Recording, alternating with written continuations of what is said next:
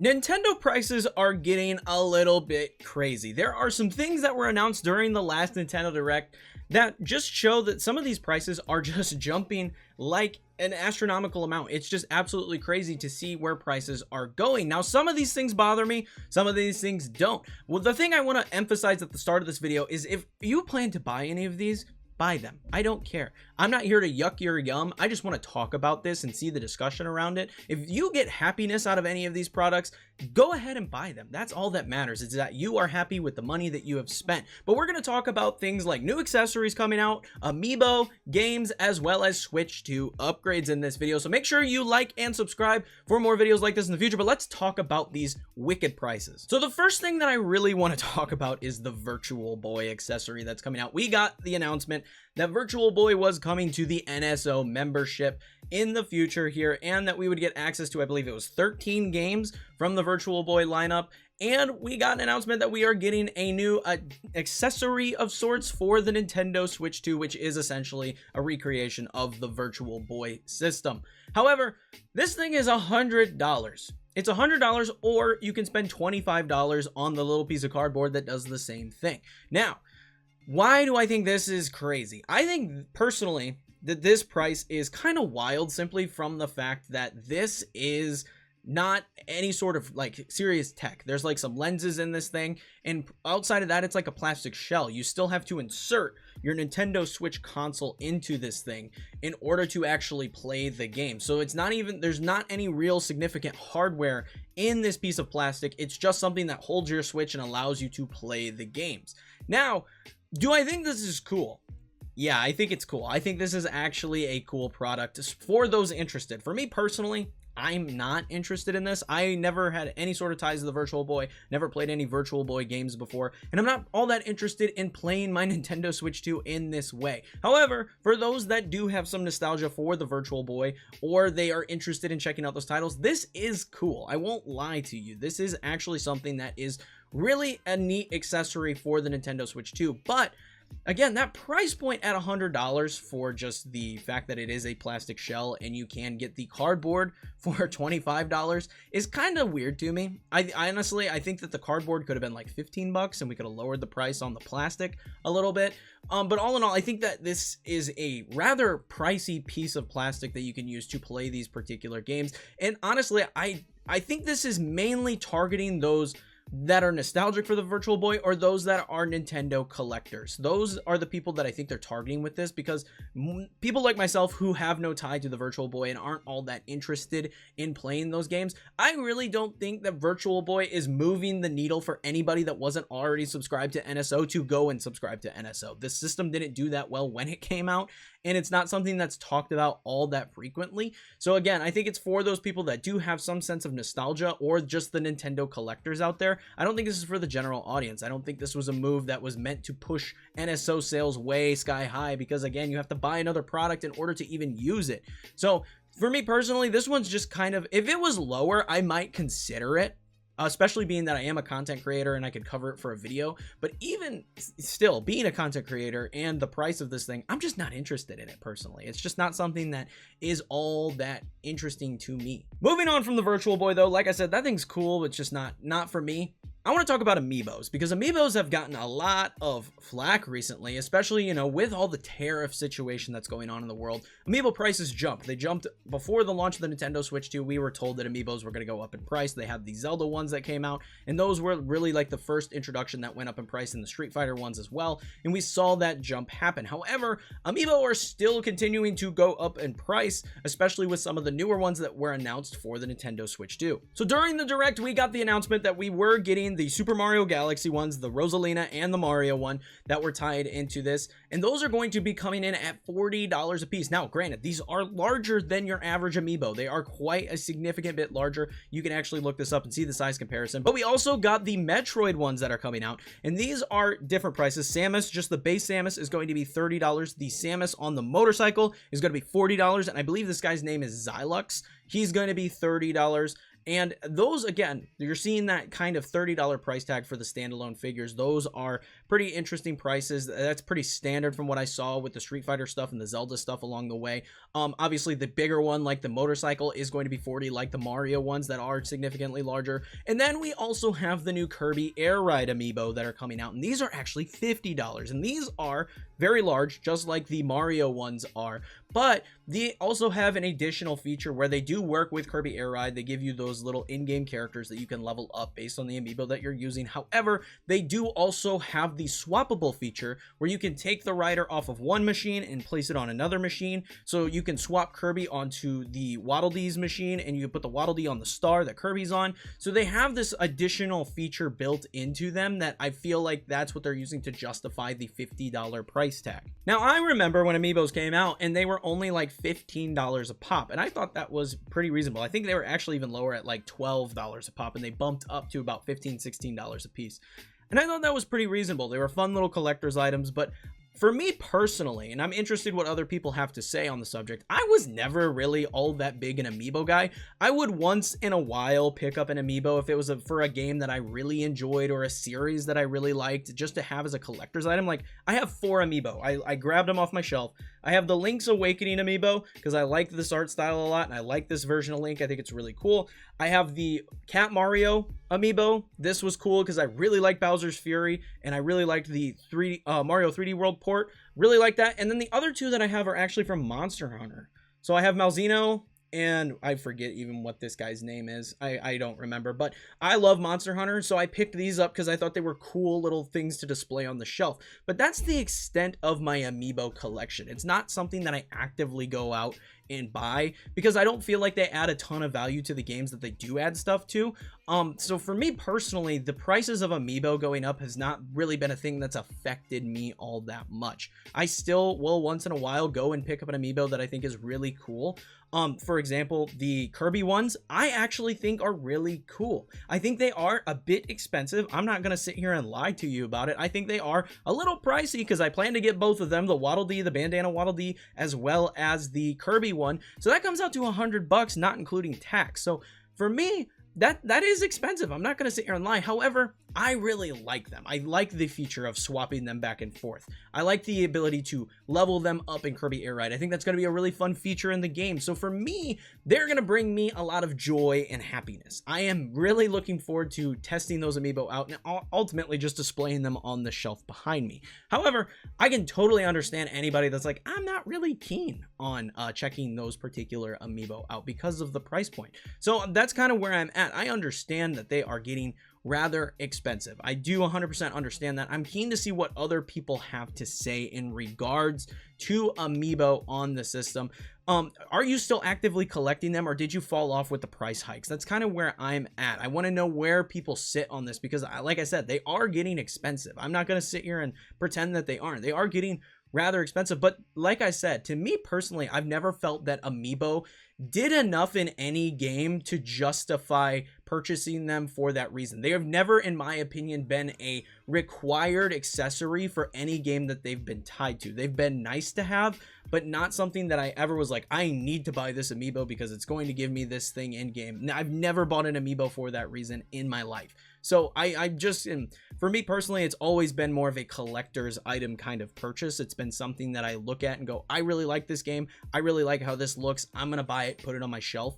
So for me, yes, it's expensive. It's not something that really bothers me all that much. I think they could bring the prices down. However, again, the whole tariff situation, I don't know what the back end of that looks like for Nintendo. I don't know what they think they need to get out of these to make them worth continuing to put out. But again, while it's expensive, it doesn't really bother me all that much, but I'm keen to see what other people have to say on that particular subject. The next thing I briefly want to talk about is game prices, you know, $70 versus the $80 Mario Kart and things of that nature. I just want to briefly touch on this, and this topic kind of covers the last topic that we'll discuss in this particular video.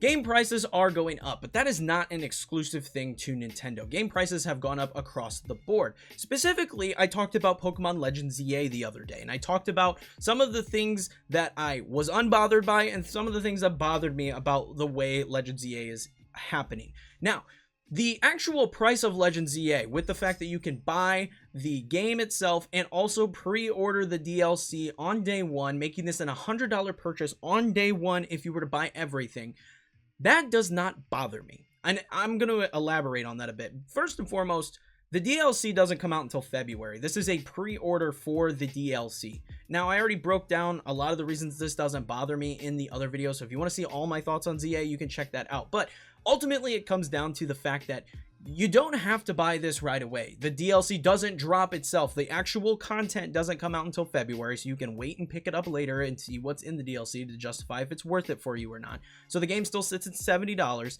This is not a required day one purchase, but also other companies do this. Other companies across the board do this, not just Nintendo. For example, Borderlands 4 comes out next month on the Nintendo Switch 2. It's already out on other platforms, dropping on Switch 2 next month. I am a massive Borderlands fan. I love Borderlands. It's one of my favorite franchises. I love the gameplay loop in there, and they always have a tendency to release, you know, a digital edition, digital deluxe edition that adds the like season pass. You get all the future content on day one. You don't have to do any additional purchases or anything like that. You just already have it by spending a little extra money at launch.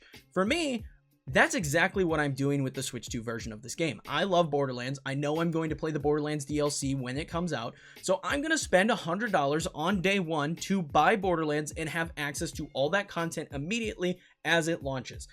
This is something that has been done for years in multiple generations across the board. Nintendo has just now started kind of diving into this sort of thing.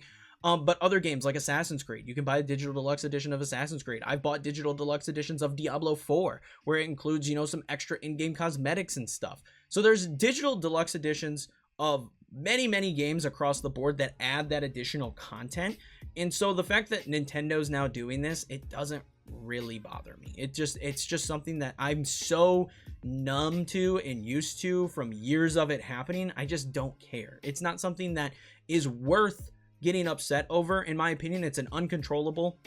Obviously, the market has spoken, and over the years and the generations of this happening, people have continued to buy them, and for that reason, they continue to do them. So if you think it's bad, that's fine. More power to you. I'm not saying that you shouldn't feel that way. To me personally, I just don't care. So if you feel bad and you want to cancel your pre-order for ZA, more power to you. Absolutely. Do whatever you want to do. You are entitled to that opinion. For me personally, like I said, don't care. But let's move on to the Switch 2 upgrade conversation, because I've seen some people get a little feisty regarding the Switch 2 upgrade situation, looking at things that we've had come out, like, you know, the Kirby DLC, the Star-Crossed World DLC that came out, looking at other games like Zelda that got upgrades, and then ultimately looking at the future, looking at Mario Wonder getting a Switch 2 edition. Some people really seem to dislike the Switch 2 upgrade, saying that Nintendo's very greedy, charging $20 for these sort of things.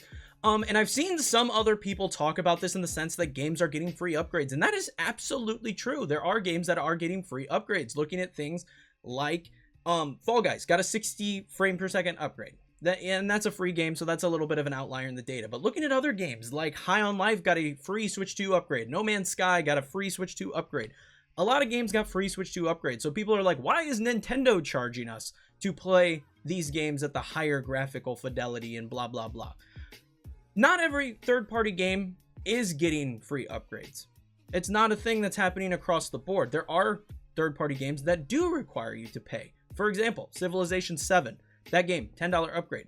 Looking at Hogwarts Legacy, that's a $10 upgrade. Later down the road, we have Sonic Crossworlds coming out on the Nintendo Switch 2. If you bought the Switch 1 version, that's a $10 upgrade to get the Switch 2 version. So there are multiple other instances of games that are adding, you know, the Switch 2 version for an additional cost. Fantasy Life I, yes, that one was cheaper, but you still had to pay for that upgrade. So there are a lot of games that are charging for upgrades. And then I see the argument of, well, you know, they're charging $20. Yes, they are. Because those games that are getting $20 upgrades are not only adding the additional Switch 2 graphical updates, but they're also getting new content. So looking at Mario Party Jamboree, I didn't buy that one. People seem to not like that one too much, and I'm not the biggest Mario Party person, but that one added additional content. Kirby, Star-Crossed World, added additional content. Mario Wonder, when that comes out later, adds additional content. All of those are likely $20. We don't have confirmation on Mario Wonder yet. However, if you look at the games that are on the Nintendo Switch 2 that got upgrades that did not cost $20. Looking at Zelda, Breath of the Wild and Tears of the Kingdom are both $10 upgrades, and they got no additional content. They just got the upgrades. What's this similar to? The third-party upgrades that are happening. So when there is no additional content added to the game, they are charging $10 for these upgrades. We already have examples of this on the system, with that being Breath of the Wild and Tears of the Kingdom. They are $10 upgrades. So to me personally, I'm unbothered by this. It's an optional thing. You don't have to buy these upgrades. If you just are fine with the base game and you're uninterested with what the Switch 2 edition is adding to the game, you don't have to buy it. You can just play the old version of the game.